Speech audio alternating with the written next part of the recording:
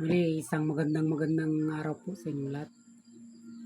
Nagpupugay muli si Makatang Tambay na walang ibang puhunan kundi mga logic lamang ng buhay. Kung hindi ka pa nakasubscribe, pa-subscribe mo na at panoorin mo rin kung ano ang meron sa isang Makata. Pero lagi tambay. Thank you. Papasadahan natin tungkol sa mga desisyon ng ating Pangulong Bongbong Marcos. Maraming bagay ang pinagbabago, lalo na yung mga isip ng karamihan sa mga nasasangkot tungkol sa issue na talagang pinakaugat ng peace rally nito na isinigawan nila.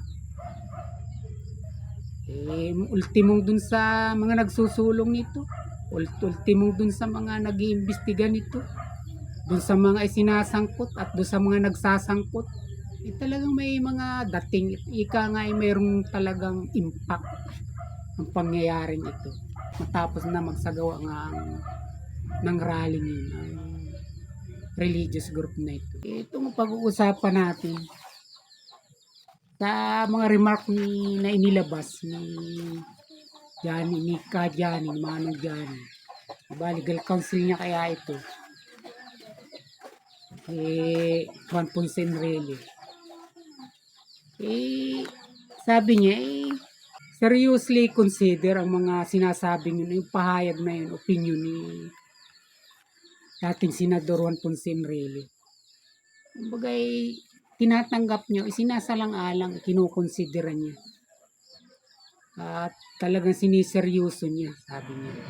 Pero sa kabila nito, may kadugsong na pahayag yung kanyang executive secretary na si Lucas Bersamin. Sabi niya, sa kabila nito, nananatili na hindi nagbabago ang isip ng Pangulo tungkol sa impeachment ni VP Sara. Kung ano yung sinabi nito noon, dati na huwag ituloy ang impeachment dahil wala nga ritong hindi walang maidudulot na buti ito. Yun pa rin yung sinabi ni Lucas Bersamin bilang sa pamagitan niya na ipinahayag nga sa media. Ito, umaga pa lang ito.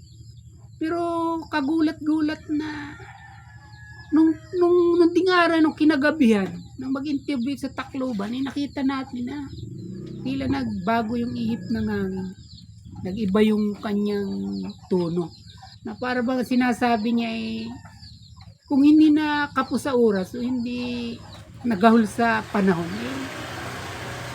maaring ang impeachment magpatuloy dahil nga ito nasa constitution ito. Pag ito kung ito ihahain sa Kongreso o sa Senado, wala talagang magawa kundi harapin ito. Yun yung kanyang sinasabi na rito. Na parang sinasabi niya na sa panahong ito, maaaring walang impeachment dahil gahol nga sa oras. Susunod, yung 20 Congress, maaaring maisulong nito at maitalakay. Parang ganun yung pinupunto niya. Ako naman, ang talaga nakikita ko rito, yung kanyang pagiwang-giwang ng mga desisyon. Parang nakikita natin dito na lalong napapatunayan yung kanyang karupukan dito. Yung nung umaga, iba yung kanyang stand. Tapos nung hapon na, ito parang dumadaos-dos na siya dun sa bagay na sinabi nung kanyang legal counsel na si Juan Ponce Enrile. Yun yung ating nakikita rito. Na kung hindi nga lang nagahol sa oras, tuloy yun. Dahil yun ay nasa constitution, naniwala na nga siya kay Juan Ponce Enrile. Na kung ito nga ihaharap o dadalhin sa Kongreso o sa Senado, ano magagawa kundi ito ay harapin at ipausadin o iproseso. Dito na napakabilis niya magbago talaga ng isip na nung una kaya nga nakita natin na payag siya na sinang-ayunan siya ng Iglesia ni Cristo. Hindi ba siya pa nga nagsuspindi ng mga pasok ng bawat opisina ng gobyerno ng araw na yun. Talagang gustong-gusto rin niya na suportahan yung ginawang yun ng Iglesia ni Cristo. Tapos ito ngayon, iba na nung si Enrile na yung magsabi sa kanya na labag yun sa constitution, yung ginawa bali pagpigil o paghadlang ng rally ng Iglesia ni Cristo.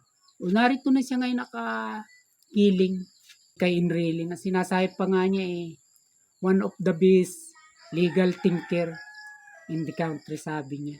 At tama siya, sabi pa niya. Dugtong pa niya sa huli. Ibig sabihin, kumbinsido na siya bigla rito kay Manong Johnny. Pagkatapos na nung una, dun siya pumayag sa kagustuhan din naman nung Iglesia ni Cristo. Wala ka talaga maasahan sa kanya na yung mga bagay na papanindigan niya dapat na pwede mong sandalan na lalo na yung mahalagang isip bagay. Dapat kung ikaw ay magsasalita, tuloy mo na peryodan mo, tuldukan mo na yun yung gusto mo, di ba? Ngayon kung hindi naman yun yung gusto mo, huwag ka ng maraming mga paligoy-ligoy, pabulabulaklak pa. Ituloy mo kung ano yung gusto mo. Hindi yung pag sinabihan ka nung kabila, parang doon ka nakakiling. Pag naman yung isa yung narinig mo, parang, mas tama ito. Kaya nga sabi pa nga niya, he's right, sabi kay Juan Ponce Enrile, sabi niya.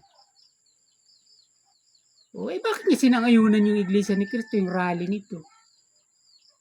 Yung sinasabi natin, naghahagilap siya parati ng mga bagay na tama, na makikita natin na wala talaga siya pala nun.